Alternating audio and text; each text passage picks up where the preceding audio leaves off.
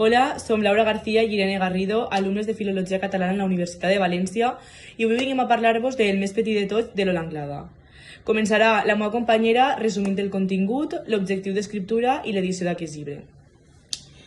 Pues el més petit de tots, escrit i il·lustrat per l'Hola Anglada, està escrit en primera persona del plural i té un contingut en forma de llibre infantil, dividit en 12 capítols.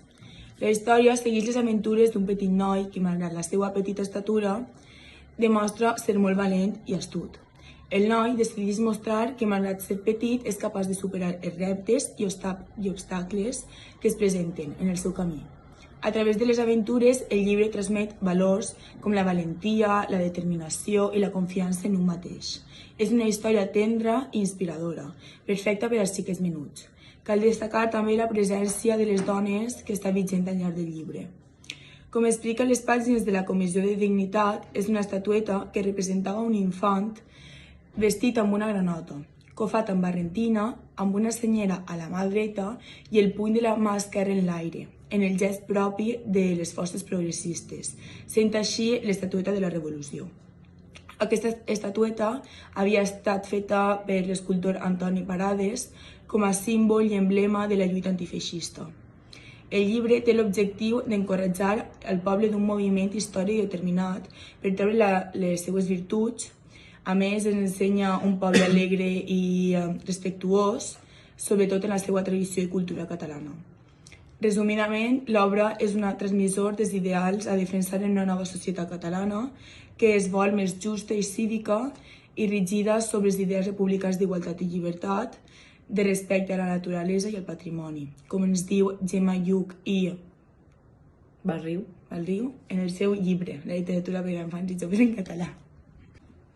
Bé, ara continuarà la meva companya Irene parlant d'allò que podem aprendre del segle XX al segle XXI, la temàtica que es destaca i per què aquest continua vigent en el llibre. Podem aprendre sobretot els valors que transmet, aquest desig d'unió de tots els ciutadans catalans per la rebel·lia i la revolució. En definitiva, la valentia i la resistència, que són precisament dos trets característics ja no sols del protagonista del llibre, sinó també de la població catalana en general. És a dir, defensen allò que és nostre, que és seu. És per això que la temàtica que es destaca són sobretot els postulats republicans com la llibertat, la igualtat, el respecte a la natura i el patrimoni. Representa sobretot la lluita antifeixista i el catalanisme popular i, com ja hem dit, simbolitza l'esperit de combat i de resistència del poble català. Així, aquesta temàtica continua vigent perquè, al igual que en aquesta època de guerra hi havia dos bàndols contrincants, ara també hi ha. La vida política es divideix en els partits de dreta i els partits d'esquerra i cadascun d'ells defensa i vol que s'establisquen els seus ideals. No ens trobem dins d'una guerra, de moment, al igual que passa en el llibre, però cada dia al Congrés, per exemple, també hi ha moltes discussions i n'hi ha rivalitat per persones que no comparteixen els mateixos ideals i que volen defensar allò que pensen. Exacte. Ara la meva companya Laura acabarà parlant sobre el context i la finalitat d'aquesta lectura en 1937 i ens farà reflexionar sobre aquesta finalitat. Pues res, dir-vos que la finalitat d'aquesta obra era fer reflexionar la societat d'aquell moment sobre el feixisme i el franquisme, fent veure que era una societat sense cap tipus de llibertat i reivindicaven tot allò. El context és pas el que he dit abans, utilitzen l'estatueta de l'infant com el símbol de lluita antifeixista i ens ensenyen al llarg del conte com havien de lluitar. També ens mostren la lluita que patien, la seva tradició i cultura i el respecte i compromís que tenien per la llengua i per aquesta lluita.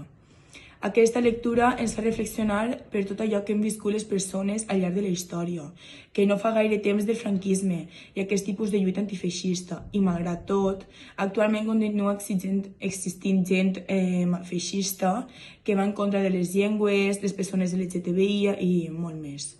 I res, dir-vos que aquesta és una realitat que ens pertany i que haurem d'enfrontar.